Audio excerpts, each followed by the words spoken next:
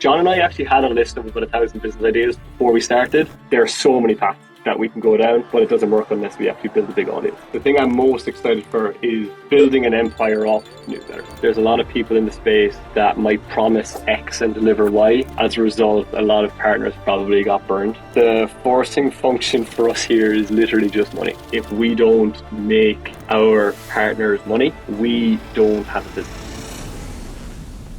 How do I pronounce your name? Yeah, hard one. Daragh. So you can Daragh. just Okay. ignore the G and the H. Maybe the best place to kick things off. Can you give me an idea of like what you were doing like immediately before you came up with like before you started the newsletter? Like what was the thing that sort of inspired you to well, yeah, let's start with just where you were in general. Like what was like the day to day before you started? Yeah, how long have you got? So background on myself. So I founded the newsletter with my friend John. So background on us is that we have a history in startups. So mainly tech startups. We founded our own startups just before maybe like late teens, like the late teens, like the late 2000s. Mainly in the kind of online education space. Did well on a couple of them, sold a couple of them. Um, then started a third one, and that crashed and failed miserably. And then it kind of came to the point where we were like, okay, what do we do next? And we actually met at a scale up company that we both joined. And we very quickly realized that we both loved the idea of content and distribution. And I was already doing YouTube myself personally. I just fell in love with YouTube. I loved video. I loved creating videos. And John had a history in developing some channels. And we started developing Faces YouTube channels. And those Faces YouTube channels started doing well. We had, like millions of views, and it was a lot of work, but we were getting it back. But we quickly realized that though we were building distribution, the distribution wasn't ours because we were at the mercy of the YouTube algorithm or staying relevant. And we quickly realized that our master plan of starting an empire off YouTube channels probably wasn't the best way to go about it. I traveled last year for a year with my now wife. And one day I was in Mexico and John rang me and said, I have an idea for a newsletter that we can start. We love the idea of newsletters because cost of replication is incredibly low. The audience is yours, and there is a huge amount of opportunity to monetize outside of just the newsletter business model, which already in itself is an amazing business model to start with. And ironically, he said the idea I have is a business idea newsletter because I was quite heavily involved in helping people start YouTube channels at the time, all around ideas. John just happens to be an absolute psychopath when it comes to coming up with business ideas. And that fit quite nicely, and we decided to start a business idea newsletter. So you already had experience in content creation on YouTube, and you both Yeah, had sort of experience in the space. Had either of you had any experience writing before, like newsletters? I mean, obviously you've written, but yeah. yeah. Not really. Other than scripting videos, that was about as far as my kind of like written experience went. John, on the other hand, had very little experience other than YouTube videos as well. However, John is an incredibly eloquent guy, and he's a very good operator, and he's incredibly good at what's the word, encapsulating what he wants to try and say in written form. So the way we split the newsletter is John is actually the person writing it, and it took a couple of months to get to that stage where we like had a product, like we call our newsletter our product because that's effectively what it is. Where the product of the newsletter was at a stage where we felt like it was really good. Um, yeah, What did the first version look like? uh, very different to now. The first version was we said that we would give people three business ideas and one what we call drunk idea alongside a story. And I think the first draft newsletter was about 4,000 words, and we intended on sending it three times per week: Monday, Wednesday, Friday. And we quickly realized, number one, nobody would read a 4,000 word email three times a week, and also John would never be able to actually write that much good content. Now, in terms of design, the design of the newsletter was very similar. We haven't changed that in the last year since we've been going. However, we are going through a complete brand redesign at the moment, so everything is gonna change now. Now that we kind of have a machine that actually works, but the iteration on kind of like getting to the point where we are now has come from just a lot of what we call fan feedback. So getting readers to actually tell us what they like, what they don't like, and also for us doing what's possible. Um, One thing, so we were chatting with Sam Parr. It's a funny story and how we actually kind of got in touch with him that we can go through later if you'd like. But he said something that was quite kind of hard hitting for us. He said the value of a newsletter, if it's free, let's say if we're going to do an advertising model, is your fill rate multiplied by your CPM, multiplied by the number of subscribers you have, divided by 1,000, multiplied by the frequency of your newsletter. And when we worked out that formula, we realized that a business model of sending three times per week didn't necessarily fit. So we then reduced our content size, changed it to Monday to Saturday, went daily, and I've since brought that back down to Monday to Friday, just for quality of content and also feedback from the news or from the subscribers. There's been like content change, but like more or less the aim of the newsletter has stayed the same for the whole way through. And it sounds like we were talking there about like the newsletter is the product and you understand the monetization behind it and like what the opportunity is there and everything. How much of that was sort of solidified in both of your minds sort of as you were like kicking off the newsletter versus how much of this is like, oh, we're writing this thing, now we need to figure out all this stuff behind it? Like was there like a plan going in and like a hypothesis, or was this like a make it up as you go along kind of thing? Yeah, it's a really good question. 100% intentional and 100% planned. When it comes to content, in my mind, unless you're developing a personal brand, which is very different to like a faceless brand, the idea and the concept that you're looking at and intending on starting is, in my mind, the most important decision that you're going to make in the entire process.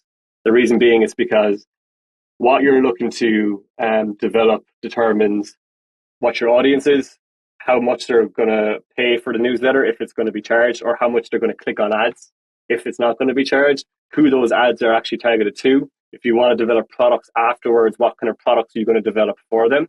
So for us, myself and John, we're already very heavily involved in the startup entrepreneurship ecosystem. We bloody love it. And it just so happens that the people in that ecosystem are people that we want to sell tools that we partner with for our partners, and also develop tools for them as we progress with the audience size. So yeah, 100% intentional. Very nice, because it's very refreshing because most of the people, I think it's becoming more common now, but I've definitely seen like a lot of the people who have large email lists today, those started very much as like a labor of love or almost on accident. They're Yeah, not weren't too thoughtful. So it's really refreshing to speak to someone who was thinking about this from the very beginning. What were some of the criteria then that led you to say yes to this newsletter or to like this version of the newsletter, but maybe not to others? What sort of what was really promising about this one? yeah, this is a really good question. I think there's probably two layers to this. The first layer is just around how we designed like the newsletter and the business, and the second one is just around the actual topic that we're talking about. Like in terms of the business, we kind of had six boxes that we wanted to tick. The first one was that it was going to be a profitable newsletter, in that it was going to be an audience of subscribers and readers that people would want to advertise to. That was like the first bit of criteria.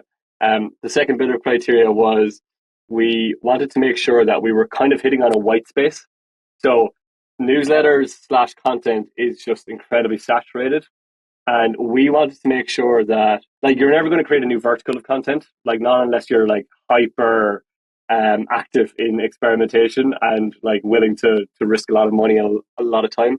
So we were kind of looking for ways to satisfy our own itch. Let's say, for example, in the newsletter space specifically, we thought there was a lot of people doing business news and like news around AI and entrepreneurship. A lot of people doing advice on that stuff. We felt like there was very little people doing like the entertainment and creativity side of things. So like I love like My First Million, right? It's a great podcast and it's all about like startup ideas and trends, but it's just entertaining. It's great. I do it in my spare time just because I really enjoy it. It gives me a dopamine hit. We want to do what they're doing in the podcast space in the newsletter space. That's the kind of goal here. Um, and then what are the other things? Let me just skip to the layer two part. We very much view this newsletter as phase one. So phase one for us is building an audience of builders. Phase two is about building products for those builders. So our background is in developing software, developing tools, and we worked back from, okay, here's some ideas that we have, and we also have a private list of ideas that we don't really share. And who are the people that are going to buy those ideas, and how can we develop a product for them? Just so happens that it kind of worked out nicely in that front.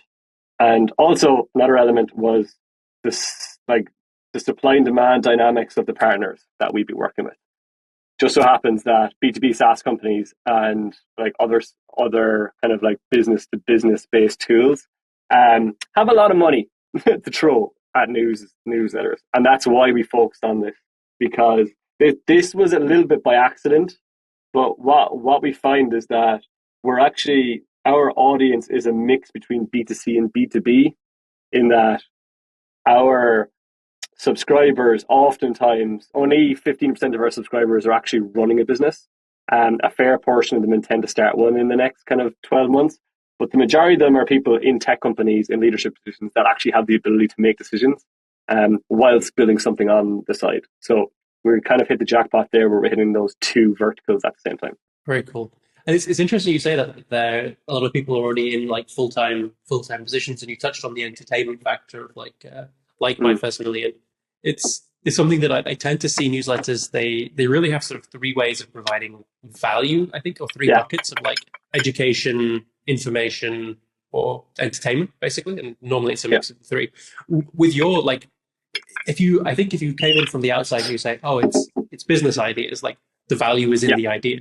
Would you say that's why people read, or is it more about the entertainment and like the like? Are they trying to? Do you think your readers are reading every day, like desperately waiting for the idea that's perfect for them, or is it more about like the entertainment and the fun factor and like the oh, let's see what I could be doing today kind of thing? Yeah, this is a really good question. Probably one I don't have a concrete answer on yet, but from like we do weekly calls with our subscribers. So I have an open calendar where I have a 10-minute call with like subscribers, whoever want to book in a call.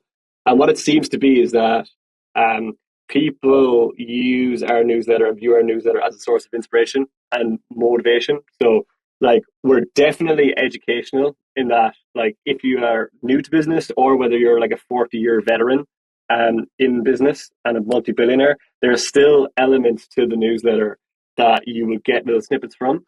And it's less about like having that idea that's going to work. It's more about the thought and like the thought chain that occurs once you see that idea, and you kind of learn how to think from there. And then the entertainment side does blend in other ways, because like John writes an incredibly like funny, unique style, and also like we have some funny elements within that newsletter. And then it's sort of like those drunk ideas that people click on for. And you know what? There are like we always ask ourselves like, what's a 10-star newsletter? So for us, it's like right now we're providing value in the form of ideas, right? And like those ideas are somewhat validated, but a lot of them are coming from our own intuition and sourcing it from other sources. For us, the next level is actually doing the validation, and like that kind of like moves to the step where we're not just entertainment and motivation, but we're also like a little bit more accredited in like what it is we're doing, and people can actually use those insights either to start something themselves or to pass on to somebody else. And then for us, the final level, like the next level of a 10-star newsletter, is for us to actually fund these ideas. So the idea that anybody that wants to start a business can come in, and we will actually put bounties for people that want to start these ideas, fund those ideas, take a bit of equity, almost like in a modern day accelerator or Y Combinator model. That would be kind of like the kind of next phase. So it kind of goes back to your point previously again, like this is all starting from the idea of the newsletter and like why we started it. And there are so many paths that we can go down, but it doesn't work unless we actually build a big audience. Yeah, well, let's talk about the big audience side of things. You're now at how many? Is this over 20,000? I think on your sites. Do you 35 daily readers, 35K. 35,000 daily reads? Okay, so that's a decent size. When did you start? When was the first one said? Started in January last year, so we're a year old. January last year. So you're January on last. 35,000 subscribers in Yeah, you'll have added more, but 35,000 active subscribers now after a year. That's pretty amazing. Can you walk me through like the first 1,000 subscribers? Like, how did you get? Well, I guess who was subscriber number one? Or I suppose there's two of you. So who was subscriber number three? And then how did you get those first 1,000? How long did that take? Yeah, with great difficulty. Um, the first, so what we did before we got any newsletters is that we got a test out of about 15 people that we knew subscribed to the newsletter, and actually like them to get the emails for the week and then give feedback before we put it out in the world. The next subscribers came from my YouTube channel. So I had a YouTube channel. It was pretty active at the time. And I think we definitely got over 1,000 subscribers from that. And thereafter, most of our subscribers at the current kind of stage has come through paid. So paid media primarily on Meta, and that's been the biggest source of our subscribers. And we've experimented with lots of other sources as well, but the forcing function for us here is literally just money. We're lucky in that we have experience with this. Like we know how to run campaigns, how to run ads, um, and we've definitely neglected the likes of organic content purely because we're also working full time jobs while we're growing this. But because we're working full time jobs, John and I, we put in like, was it like 5 or 10 grand each into the business to start it off. Got our first, 4 or 5 thousand subscribers. Got our first like major customer when we had probably like 3,000 subscribers. I don't know how we did it, but I think we got like 800 quid for six placements. Just recycle all of that cash back into growth, and then I don't know how, but when we had 8,000 subscribers, we had another partner who we pitched a month deal, and they came back with a year deal. They wanted to sponsor us for a year, and sure, they've benefited from the growth, which has been great. But yeah, for us, it's literally a formula. The more money that we earn from the newsletter, the more money we can put back in to grow it. And you're running those ads yourself? You're Yeah, like, well, you're running the account yourself. Okay, yeah, awesome. yeah, What's like? Is there something you've tried? I know you said you haven't tried organic, or you haven't done as much organic, obviously, because it's yeah, trading time for growth rather than money for yeah. growth. Is there anything you have tried that just worked really badly? Like, what's the biggest growth mistake you've made? Yeah, funnily enough, I think you kind of have to define like what does work badly mean. So for us, like work badly could be it costs a lot of money to acquire a subscriber, or work badly could be the quality of the subscriber you get is really bad. So one funny example, we ran a meta campaign for about 2 months, and we were acquiring subscribers for about 50 cents, and it was amazing. I was churning up that dial. It was going up and up and up. We were spending more and more money, but our engagement was going down on the newsletter. And I was like, why the hell is this happening? And then I came to realize that because we were using Facebook's auto target feature, all the people that were subscribing were 60-year-old females. And, they're not exactly the kind of audience we're looking for. We're mainly looking for 18 to 45-year-old males. So we changed that. The cost per subscriber went up. Um, but the engagement also then went way up. Um, I think like it's funny because when I was looking at this um, like newsletter, we were very much thinking about like how do we make sure, because when we started this newsletter, it was very much about like why won't this work? We were trying to come up with all of the reasons for why wouldn't it work, and one of those reasons was about like not being able to grow. And I think having been in the organic growth game for so long, I saw how volatile it is. When it works insanely well. When it doesn't work well. And unfortunately, 20%, maybe less, actually works. And we weren't really willing to take that chance when we had revenue coming in. So we've plugged it all into the paid social. Twitter was shocking for us as well. It was very poor because, well, I think just because they were changing the way they were targeting every second week. I've heard a few people um, doing it now where we have a bit of cash in the bank now, and we're going to start playing around with a lot of different sources, because right now we're definitely way too reliant on Meta. Yeah, although it's a good time of the year to be reliant on Meta. January It through is. March is a It is. better Yeah, now than our ad two, rates have two gone months way ago. down. Yeah, exactly. Yeah, very cool. So, I mean, are you targeting like US only? Are you targeting English speakers? Who's Yeah, your ideal profile? Yeah. We're targeting US only. Yeah, Okay. the reason Very nice. Very nice. is obvious, just because high earners, like more or less every company in the world wants to target US companies, and one of the biggest issues, especially like large B2B companies have, is actually breaking into the US. So yeah, we kind of want to be one of those funnels to help people get in there. You already touched a bit, a couple of times on sponsorships and like the math behind how the business works out, and a little bit also on the future of like, if this became, what do you say, like phase three or some phase in the future of like essentially becoming an investor or like an accelerator of some kind, or Yeah. like that, having like an equity thing. Um, what what led you to, well, I guess, what are your current revenue streams, and what led you to choose those ones? So our major revenue stream is sponsorship. So sponsorships with our partners, and we have a full sales function that we basically use to get those sponsorships. Um, we decided initially that we weren't going to charge for this purely because we wanted to monetize this in other ways. Um, and that is primarily the main way that we actually make money. Now, you do have affiliates as well, but the affiliates come through our partners.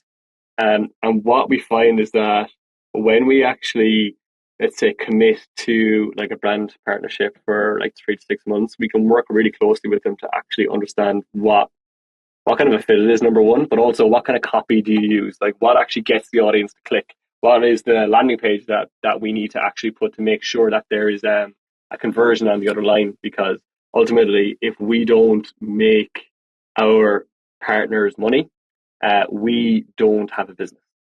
And for us, it's also a really good indicator where by like where we want to kind of scale to between 2 and 300,000 subscribers by this time next year. And from there, it's like, okay, what works, what doesn't work, and that will give us signals as to what types of products we can then start building. Because that's the beauty with this business model is that, like, because the work we're doing now is the same work that we'd be doing if we had 3 million subscribers, which is frustrating, really, really frustrating, because we put in an absolute ton of work in December to fill up our pipeline. And I think we had like 15 grand in the pipeline, um, which is a lot of money. However, we were like a little bit dejected. But then when you see the force and function of, well, if we 10x our subscribers, like that figure would probably be 10x as well with the same amount of work. So um, that's how we're looking at it. And it's funny, I'm bringing it back to you said you had a story about Sam Parr and how you met him, because Yeah, originally, at least back in the sort of like when he was still at the hustle and the early yeah, days of that, they were very much more on the direct revenue side, right? They were selling the trends product as a main thing rather than, I yeah, know there was advertising as well, but that was their thing. And Morning Brew were the ones who were doing the advertising yeah, thing. So, yeah. yeah, how did you? I don't know. Do you have any thoughts about like that, or like I'm trying to find a way to like shoehorn in the story that sounds interesting as well. So, Yeah. I like throwing in just a thought on the trend stuff. Like yeah, I suppose you could probably think of the trend stuff as another product. Um, so like that is maybe something that we could do in the future, as well as doing like direct advertising revenue. It also helps with the revenue multiple as well if you want to sell it, if you have a product like that. So like if we were probably doing something, we'd probably build like a website builder, or like something like lovable.dev where people can like bring like an idea to fruition.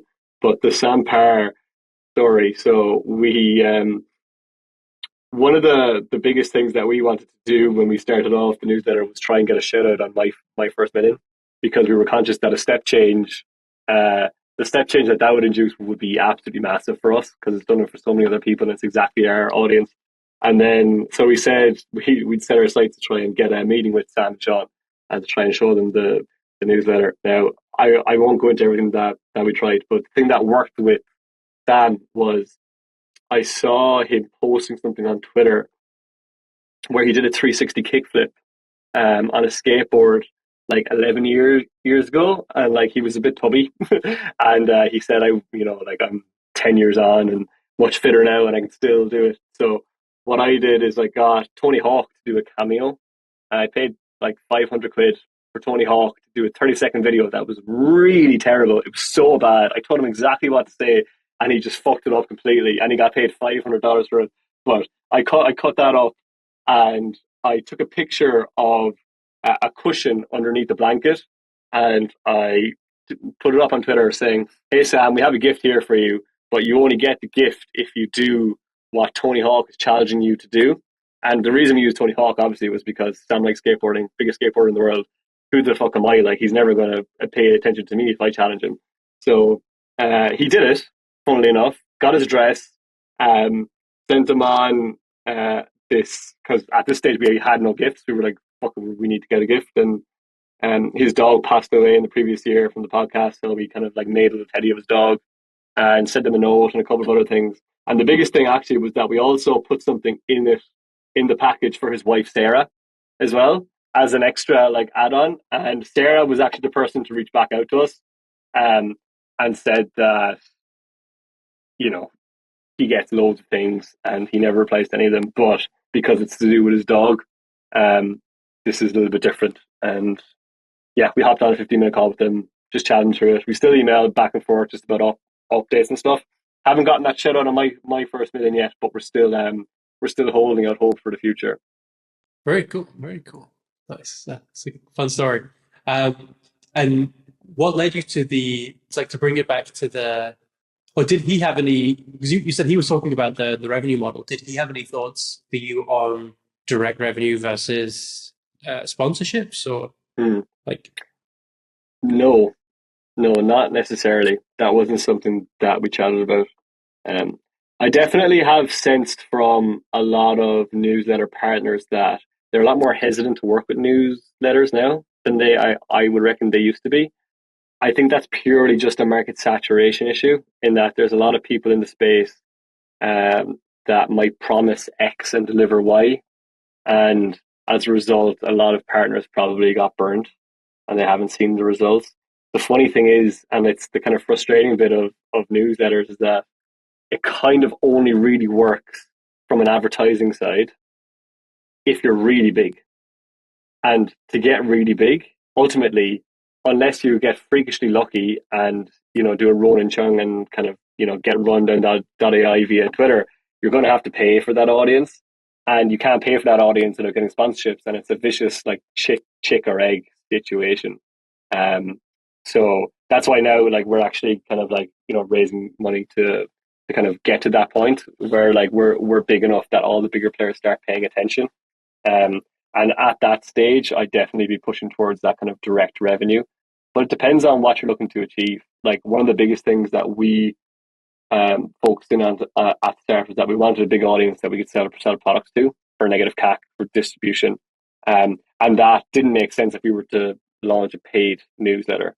But if you were to come at it with a different idea, let's say you were targeting, like, I don't know, pilots, like, much smaller audience, you're not going to get scale or distribution. But what you will do is you will get a set of customers that are very defined, that probably have a defined set of problems that they'd be willing to pay for to solve.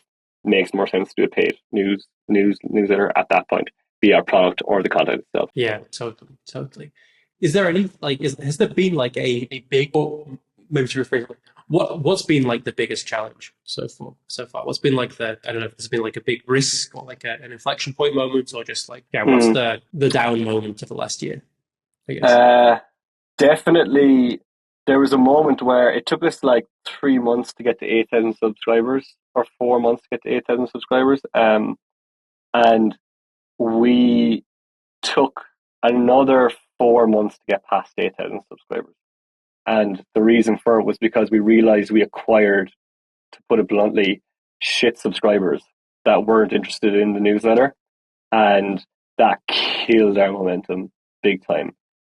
So that was definitely the hardest point. And like, the lesson there is a good one. And we were lucky to learn it at only 8,000 subscribers as opposed to 800,000 subscribers, in that the quality of your audience matters so much more than the number of people subscribed to the newsletter, like, by a country mile. What advice would you give to someone like who, if they're in your, I guess you're the right person to ask with this being like a business ideas thing. What advice would you give to someone who was, or to yourself, if you were starting again today with a newsletter? What would you do differently? I would definitely try and start But like, so I'm looking at this from a perspective of it's a business, right? So like, Yes. Yeah. I'm very much looking at this as a way to generate wealth and a vehicle to kind of launch other products. So like, just take that with a pinch of salt when I give you the answer. I'd start with the end in mind. So like, whatever it is you want to do, like, what do you want to use it for? Do you want this to be a cash flow machine that you work on for an hour a day and you can work from anywhere and that's it? Or do you want to use it as like what we're doing phase one for launching like an empire of products, hopefully? Or do you want to use it as a subsidiary to your business to help engage customers? Like you need to start with that end in mind first, because that will then very quickly inform the actual idea of the newsletter. Um, Once you kind of understand that, then you can say, okay, who is the audience so that I'm looking to target? And does that audience have a need that needs filling with the newsletter? And if the answer is no, then you're probably not going to be able to get any traction. If the answer is yes, but there's 100 other people doing it, which is probably going to be very likely, you need to say what is the reason that people are going to read my newsletter as opposed to their newsletter? And unless it's really compelling, it's probably not compelling enough. So you need to figure out what angle do you need to go at to to kind of like get that traction. And thereafter, you just need to start. Like we actually have a few newsletter. We one of our partners is Beehive, and we've partnered and we kind of suggested a few business ideas in the newsletter space as well that we think would be really cool. Um, which I like you can get through the archive of ideas. But once you like have clarity on those things first, everything else will fall into place. Because regardless of how fast you're growing or how slow you're growing or how good the content is or how bad the content is, like you've built the newsletter on a foundation that's not going to subside. Awesome. I love it. I'm just, I was thinking through, like, as you started that, I was thinking through, like, what would I, if I was starting to use this today, what would my goal be for it? And the trouble with me is I'm just such a sucker for, like, I get excited by things so quickly. And you were talking about, Yeah. like, phase one, and I was like, I don't have any phases, but I really want a phase one. And like, what would a phase three be? It's like, it's going Well, straight we're the into my exact mind. same. We have a business idea newsletter, so we're the carbon copy of that. We have that to the max. Um, Well, I guess one quick, like, I don't want to keep you too long, but one quick you're question grand. that comes to my mind is like, there are some newsletters that lend themselves really easily to just producing endless content. Like, if you write a local newsletter about what's on in the local music scene, Yeah. you are going to have content for the next 500 years. Um, and then there are others where people just seem to like write about whatever they like, and that's fine and great. But in yours, you're almost like that's kind of pressure, right? You sort of, I guess the clock restarts every 24 hours or however often you write the newsletter. And it's like, okay, Yeah. I need to have, what is it, two or three good ideas, a drunk idea, and like a deep dive. So yeah, so every day How do you do that? we did. Yeah. Yeah, sorry. Good question. So every day, so we've changed the newsletter accordingly now. So we send Monday to Friday. We have a business idea that we go into a fair bit of detail with as well. We have the drunk idea. We have designs for all these ideas. So like we put up wireframes for them, a trend, and then a story of somebody who's kind of rags to riches on top of a couple of other things. In terms of like how we actually come up with content, John and I actually had a list of about 1,000 business ideas before we started, just organically, because we were trying to figure out what business we wanted to start together. Ironically, it was a business idea newsletter. And then from that point, it's actually been John that's taken the reins on creating that content itself. And that's more or less been his entire job for in the year. So, like, to do that, it's an absolute pile of work, and he's put in an absolute crazy shift to actually do that. And then myself and Carl and a couple of other people we have on the team work on like the sales growth and the biz dev to kind of like making sure that the engagement flows are good. Um, it's just work, and also it's a muscle too. Like one of the biggest concerns that we had before starting this was, do we have enough content to create if we're going to do this daily, if we're going to do this like indefinitely? And I mean, we kind of have come up with some frameworks, coming up with really good ideas. We can source ideas from other places to put our own spin on it. We came to the conclusion pretty quickly that we could actually do this in the long term for content, and it fit the business model of having high frequency and also having engagement that people actually want to read. So again, it was intentional, but it's also luck too because you never really know until you actually start doing it. So the answer, Lewis, is with great difficulty, but getting there. Yeah, and also locking John in a room with a can of Red Bull. Well, if I can borrow him once a week, and I'll fill the Red Bull if I can take him for an edition for Yeah. a weekly newsletter. That's great. What are you like most excited about? Like looking ahead, like if we were to sit down again like 12 months from now, I know you've mentioned that you want to grow to 200 or 300,000 subscribers, but what else are you super excited about for the newsletter? um, I do weekly calls with our subscribers, and every single person that I chat to on a weekly basis is like another version of me. Like it is amazing how when you put yourself out there on the internet, you meet people that are exactly interested in the same things as you, that have the same appetite for say business or ideas or building cool shit. So I'm really excited for the people that we're going to meet when I'm gonna do it because that was another reason why we started this newsletter.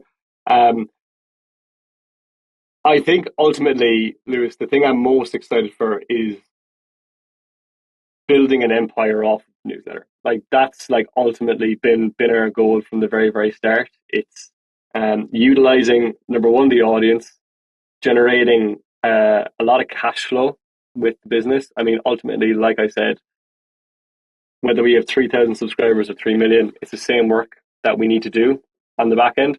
And I'm looking forward to getting to that point whereby the money that we're getting on the other end is starting to get really meaningful. That can, fund a full team and allow us to get creative. Because ultimately, we have kind of like the freedom exit, which is what we need to kind of get next. Once the freedom exit is achieved, it's about going for those moonshot goals. The reason we chose a newsletter is because the business model is so simple. You can't fuck it up. It is advertising, and advertising has been around for hundreds of years, right? So like we are like doing the opposite of reinventing the wheel. But the thing I'm most excited for is getting to the point where we can reinvent the wheel but not risk the house to do so. Awesome. And also And have where an can audience of people people that we can send it to. Amazing. Where can people go and follow along if they want to? You and So Half Baked, the domain we have is gethalfbaked.com. Halfbaked.com is 100 grand. So one day it will be halfbaked.com. Um, you can find myself or John, like probably on Twitter is the best thing. John O'Keefe is John and Dara, and DARRAGH on Twitter, just because Dara was taken. And you can find us via gethalfbaked as well.com. So awesome. Thank you so much for coming on. It's been great. And hopefully we'll have you back when you get those goals and you can tell us all about how you got that. likewise, Lewis. Sounds good.